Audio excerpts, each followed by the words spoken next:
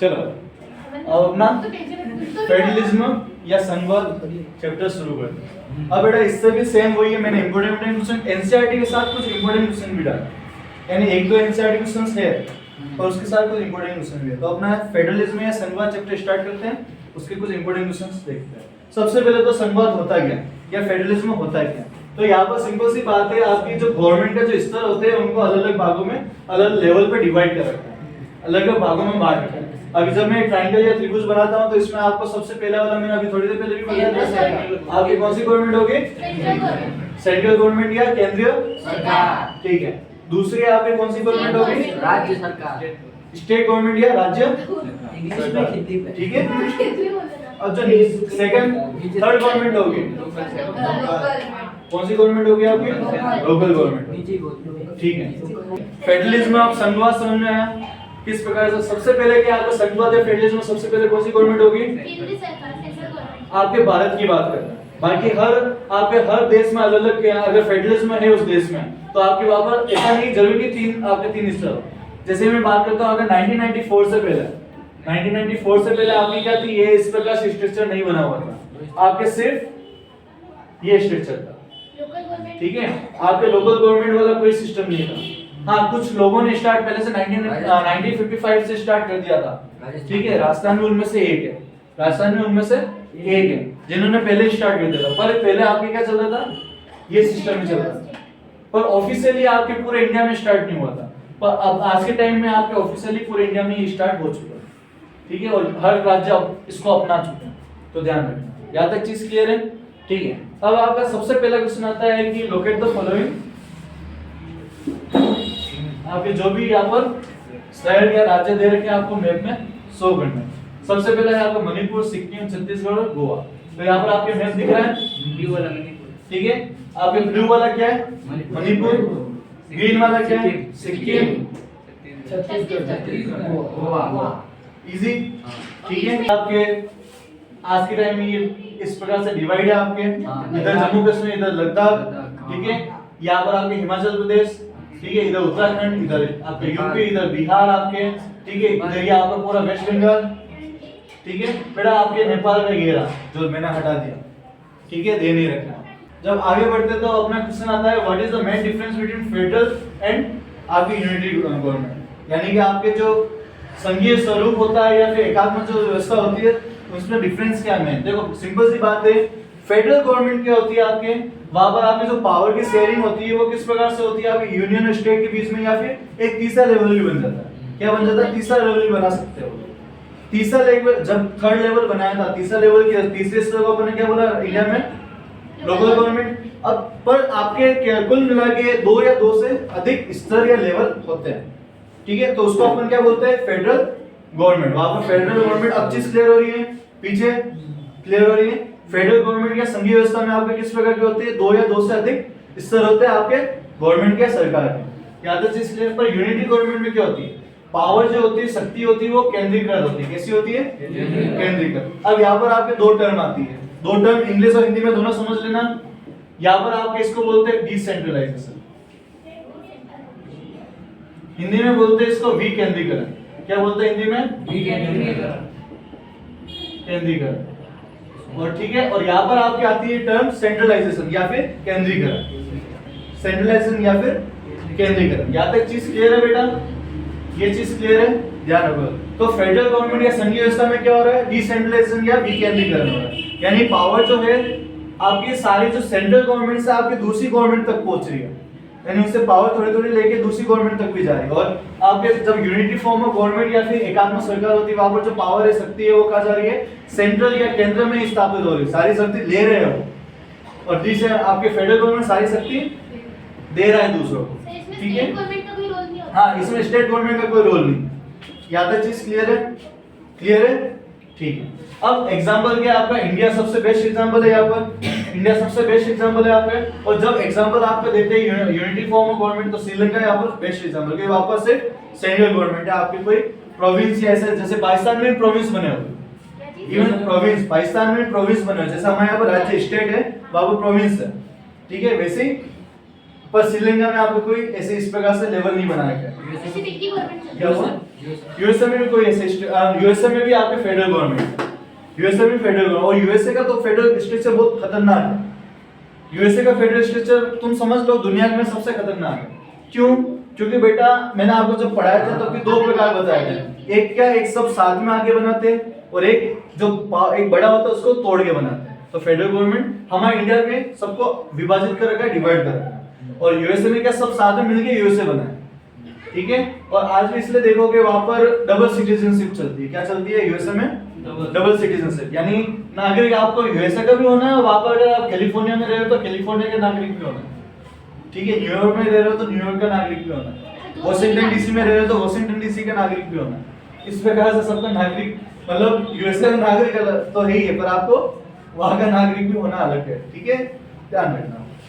तो डिफरेंस पता चला, एग्जाम में आता है बेटा, फेडरल गवर्नमेंट और यूनियन गवर्नमेंट के बीच में डिफरेंट, ठीक है, डिफरेंस या अंतर लिखना।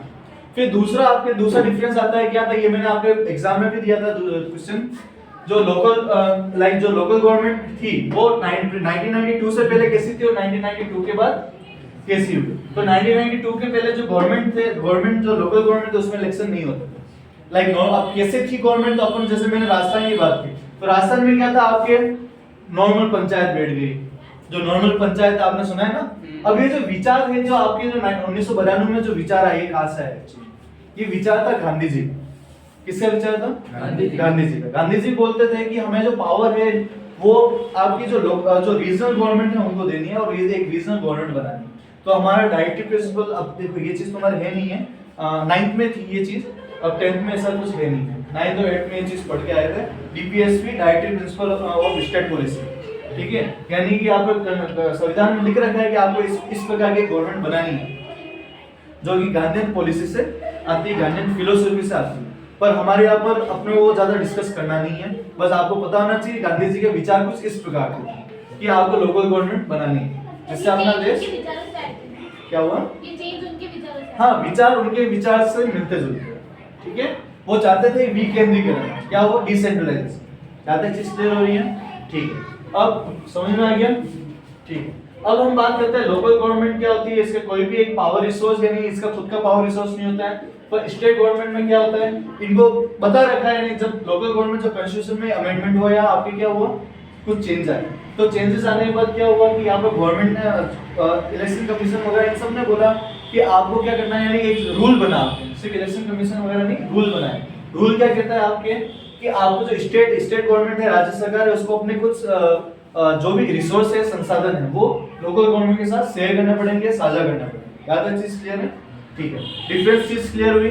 अब एग्जाम में इससे ज्यादा क्वेश्चन नहीं आएगा, पर आपको ये क्वेश्चन याद रखना। दूसरी चीज, अब जो विभाजन हुआ आपके, अब देखो आपके जो गवर्नमेंट में जो विभाजन हो रखे हैं, ठीक है, विभाजन हो रखे हैं, तो विभाजन किस प्रकार से हो रहा है आपके, मैंने अभी थोड़ी देर पहले भी बताया था, तीनों जो स्टेट है फेडरल संघीय व्यवस्था में, तीनों की अपनी में सूची बनी हुई है, ठीक है। सूची में सबसे पहले आपकी यूनियन सूची आती है, यूनियन लिस्ट आती है, इसको आप क्या बोलते हैं, संघ सूची। सेकंड है आपकी स्टेट लिस्ट या राज्य सूची। तीसरी आपकी कंकरेंट लिस्ट या समवर्ती सूची। अब इसके अलावा एक और पावर होती है रेसिड्यू पावर, यानी कि ऐसी पावर जो किसके पास नहीं है, यानी ऐसा कुछ जो कभी मतलब अभी किसी सूची में नहीं है, वो किसके पास जाएगा, यूनियन के पास जाएगा, सेंट्रल गवर्नमेंट के पास जाएगा। जैसे अब ऐसे पावर क्यों बने, क्योंकि बेटा देखो कंप्यूटर अभी आया क्या, मतलब पहले आए थे क्या, पहले जब कॉन्स्टिट्यूशन बना था तो कंप्यूटर थे नहीं थे। तो अब ऐसी चीजें कौन सेटल करेगा, तो उन्होंने पहले से जो चीज आने वाली थी उन्होंने भविष्य का सोच लिया। लाइक जो हमारा कॉन्स्टिट्यूशन जिन्होंने बनाया था उन्होंने किसका सोच लिया, भविष्य का पहले से सोच लिया, और उसके बाद उन्होंने कहा रखी है कि ये चीज रेसिड्यू पावर में डालते हैं, ताकि वो लोग जो गवर्नमेंट बना रहे हैं क्या कर रहे हैं, जो गवर्नमेंट बना रहे हैं जिसके पास जो भी सेंट्रल में होगा उसके पास ये पावर है। अब उसके अलावा भी देखते हैं, जैसे कि आपके अगर यूनियन लिस्ट में आपके जो मोस्ट ऑफ है वो क्या दे रखा है, डिफेंस यूनियन लिस्ट में होगा, कम्युनिकेशन यानी जो संचार है वो आपका भी यूनियन लिस्ट में होगा, और आपका बैंकिंग ये पावर भी आपकी यूनियन लिस्ट। अब ये सब क्यों, अब ये सारी चीजें अगर मैं स्टेट लिस्ट में दे दूं, राज्य सूची में दे दूं, तो क्या होगा, सोचा है कभी नहीं सोचा। क्यों नहीं सोचा बेटा, कि सिंपल सी बात है, अगर डिफेंस अगर मैं राज्य को दूं तो राज्य टूट नहीं जाएंगे, बोलेंगे हम तो हमारा खुद का अलग से देश बनाएंगे। अगर मैं कम्युनिकेशन दे दूं, संचार की जो भी आपके है वो सब अगर मैं दे दूं आपको, किसको, राज्य सरकार को, तो क्या होगा, वो अपने हिसाब से हर चीज सेटल करेंगे। ठीक है, अगर मैं आपको बैंकिंग पावर दे दूं तो बोलेंगे हम तो फ्री है, हम तो हमारी मनी हम हमारे हिसाब से चला रहे हैं, तो हमें तुम्हारी जरूरत नहीं है। तो ये पूरे ये तीनों चीजें इंपॉर्टेंट। फिर स्टेट लिस्ट में हमें क्या दे रखा है, डिफेंस में दे रखा है, पर हमें भी कुछ ऐसी पुलिस वगैरह पावर चाहिए होती है, तो पुलिस हमें दे रही है। ठीक है, पर एक चीज ध्यान रखना, पुलिस की पावर स्टेट गवर्नमेंट के पास होती है, और जब जरूरत पड़ती है तो मेन जो लीडर होता है वो होम मिनिस्टर ही होता है, सेंट्रल गवर्नमेंट। ठीक है, ध्यान डिफेंस नहीं, सेंट्रल गवर्नमेंट का होम मिनिस्टर। स्टेट में, राज्य में भी जो पुलिस की पावर होती है वो किसके पास होती है, गृह मंत्री के पास होती है। ध्यान रखना, आपके कृषि या एग्रीकल्चर भी किसके अंदर आता है, स्टेट लिस्ट के अंदर आता है। ट्रेड, व्यापार भी किसके अंदर आता है, स्टेट लिस्ट में। अब कंट्रोलिंग लिस्ट क्या होती है, ऐसी पावर जो दोनों में बराबर है, एंड दोनों जिसके ऊपर रूल्स बना सकते हैं। क्या बना सकते हैं, दोनों इस पे रूल्स बना सकते हैं। तो अब यहाँ पर एजुकेशन में आपके स्टेट यानी स्टेट जो गवर्नमेंट है, राज्य सरकार है, वो भी रूल्स बना सकती है, और चाहे तो केंद्र सरकार भी बना सकती है। पर अगर कभी मान लो दोनों ने रूल्स बना दिए तो किसका ऊपर रहेगा, केंद्र सरकार का ऊपर रहेगा। अगर दोनों ने एक ही चीज पर रूल्स बना दिए तो किसका ऊपर रहेगा, केंद्र सरकार। फॉरेस्ट, जंगल भी किसके अंदर आते हैं, कंट्रोल लिस्ट में आते हैं। तो सेम वही है, अगर फॉरेस्ट पे भी दोनों रूल बना सकते हैं, पर अगर सेंट्रल गवर्नमेंट ने पहले बनाए या फिर बाद में भी बनाती है तो सेंट्रल गवर्नमेंट का ऊपर पावरफुल है। और सेम आपके जो भी मैरिज वगैरह होती है, इवन दोनों बनाते तो पावर के हिसाब से वो सेंट्रल गवर्नमेंट की पावर ज्यादा रहेगी। ठीक है, यहाँ तक चीज क्लियर है। बेटा ये इंपॉर्टेंट है, आपको लिस्ट के बारे में ध्यान रखना, सूची आपको ध्यान रखनी है। एग्जाम में कितनी बार पूछा गया, तीनों सूची में अंतर बताओ, तो अब चीज क्लियर होगी। और इसके एग्जाम्पल मैंने आपको दे दिए पहले से।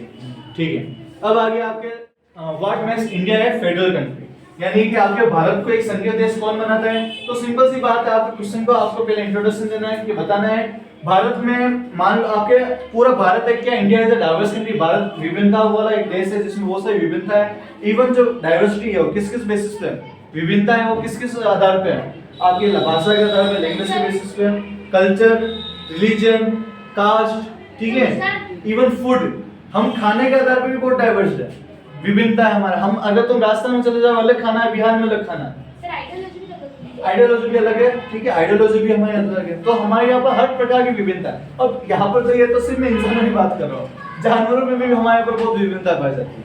हमारे यहाँ पर अलग अलग प्रकार की स्पीसीज पाई जाती है, भले चाहे वो पेड़ों की हो या आपके पौधों की हो या जानवरों की, हर प्रकार की आपके पास स्पीसीज पाई जाती है।